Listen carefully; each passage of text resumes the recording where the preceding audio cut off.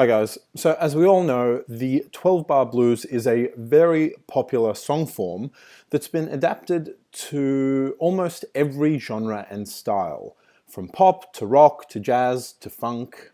It's a very versatile song form. So it's not surprising that when the modal jazz style became popular in the 1960s, that musicians adapted the 12-bar blues to be played in a modal style also.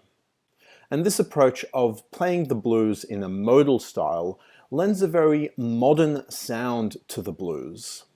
A few songs that come to mind are Equinox, Mr. PC, and Footprints, though Footprints is in 6/4 time. Now, I have a separate video on modal harmony, so go check that out if you don't know what that is.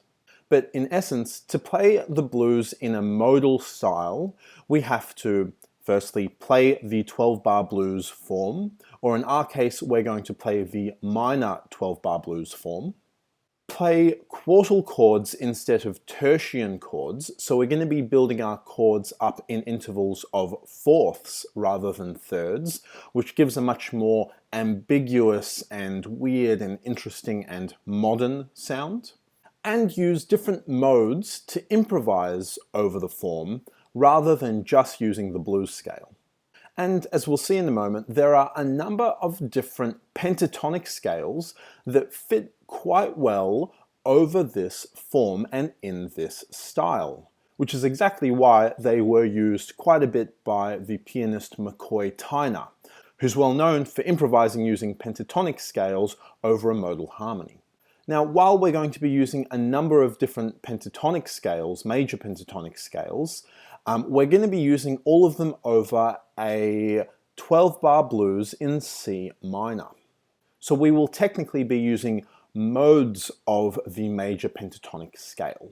So that is taking a regular major pentatonic scale, but starting and finishing it on the note C, which is our tonic. Now again, I have a separate video on pentatonic scales where I talk about all the different modes of the pentatonic scale, but all you really need to know for the purposes of this video is that I will be using multiple different pentatonic scales, but they will in theory be starting and finishing on the note C, which will make them modes of that particular major pentatonic scale.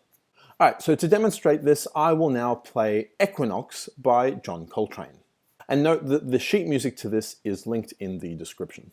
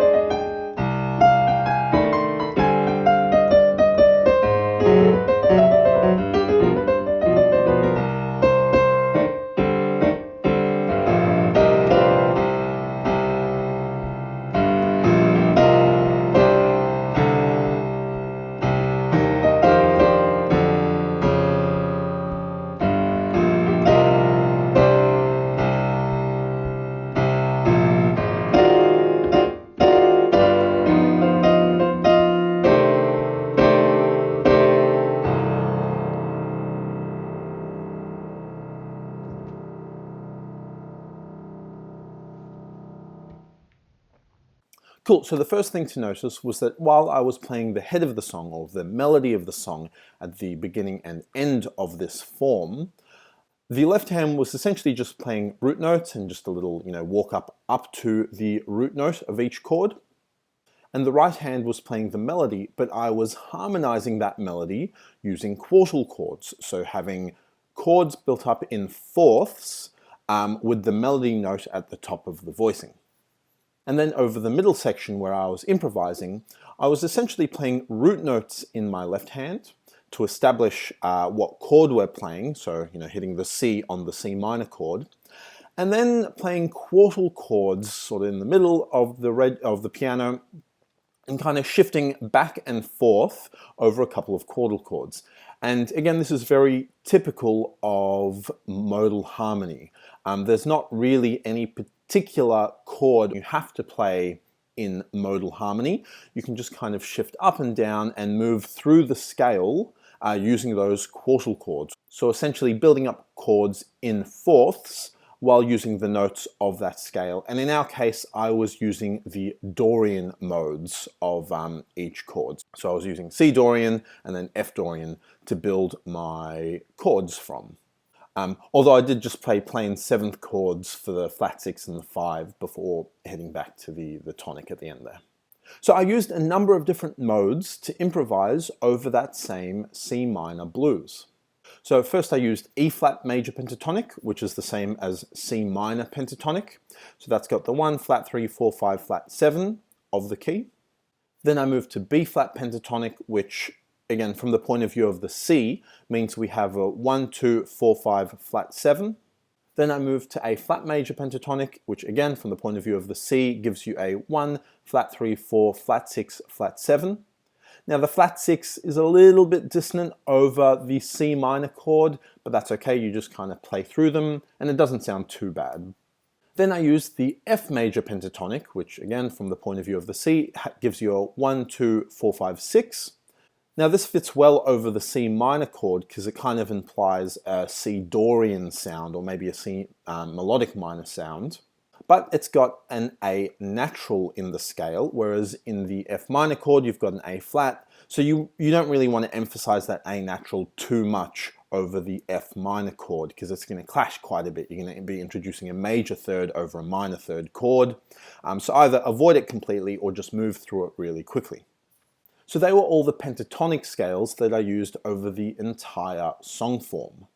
But then for the last few times when I repeated the form, I allocated individual modes to individual chords, and ones that fit quite well over that particular chord. So I played C Dorian over the C minor, then F Dorian over the F minor, then A flat whole tone and G whole tone over the A flat 7 G7. Next time round I played C melodic minor, then F melodic minor, then A flat half whole diminished and G half whole diminished. And then my last improv, I played the C harmonic minor over the C minor and F minor chords.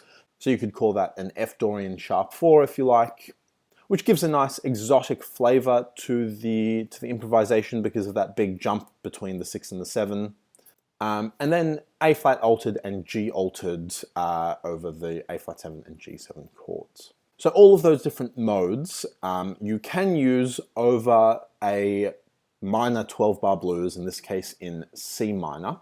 Some fit better than others. Sometimes a note here or there won't work particularly well, so you can either, again, avoid it or move through it. Sometimes you do get, a few interesting sounds, like the melodic minor gives a really major sound at the top because you're using all, white notes, and F melodic minor has an E natural in it. So it does give you some dissonances and some unusual sounds, but it still fits the chords well enough to get away with it, and in fact introducing a little bit of spice and variety to your playing in the scales that you're using and these off notes, these funky notes. So it does sound quite interesting, rather than just using the C blues scale to improvise over this song over and over again, 6 or 7 times, which does eventually sound a little bit repetitive and boring. This way, because we're changing scales relatively often, at least once every repeat, if not for every chord, does introduce a bit more variety, it's a little bit more interesting, though with that you get a little bit more dissonance, which, you know, it's in the ear of the beholder. I quite like it, I think it's quite interesting, but it really depends on your what you're used to listening to and whether you like these kinds of sounds or not.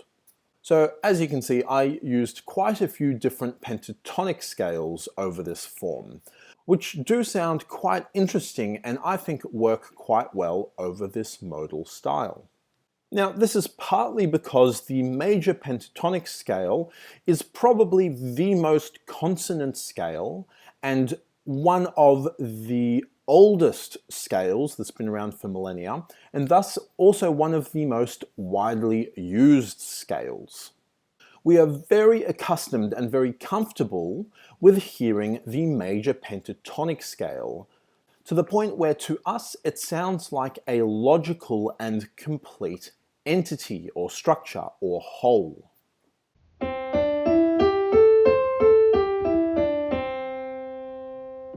Right, that sounds very, very normal and regular and standard. We hear this everywhere, so we're very used to this particular sound. So when we overlay this very common standard sounding structure, the major pentatonic scale, over the really unusual and ambiguous quartal chords in the harmony in our left hand, it creates a really interesting contrast and really grounds the improvisation and makes it a little bit more relatable and listenable, at least in my opinion. If we were using our really funky sounding quartal chords and then improvised over the top with some really unusual exotic scales, it would perhaps create a little bit too much chaos, a little bit too much tension, a little bit too much dissonance, and be sort of a bit too free or outside.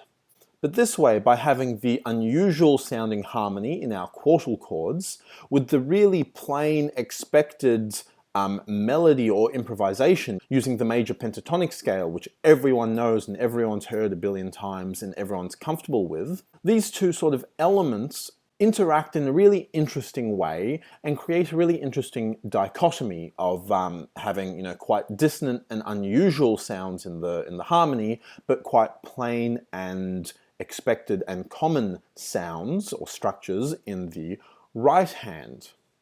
Even though we are moving the pentatonic scale around, we've played a number of different major pentatonic scales, but nevertheless to our ear, we hear it as a major pentatonic scale and therefore still hear it as an entity, as a whole, rather than really disparate random notes. It still sounds like it's a connected series of notes, it's a linked series of notes, it is a scale. It's not just random notes that we're mashing away in our right hand that have no relation to each other. This is a major pentatonic scale. The notes are related to each other through their overtone series, but that way you've got a very structured and widely used and commonly heard and understood and, you know, comfortable right hand scale over still structured but a bit more ambiguous and modern and contemporary and unusual left hand quartal chords. Cool, and that's it. I hope you guys found that somewhat interesting, and I will see you next time.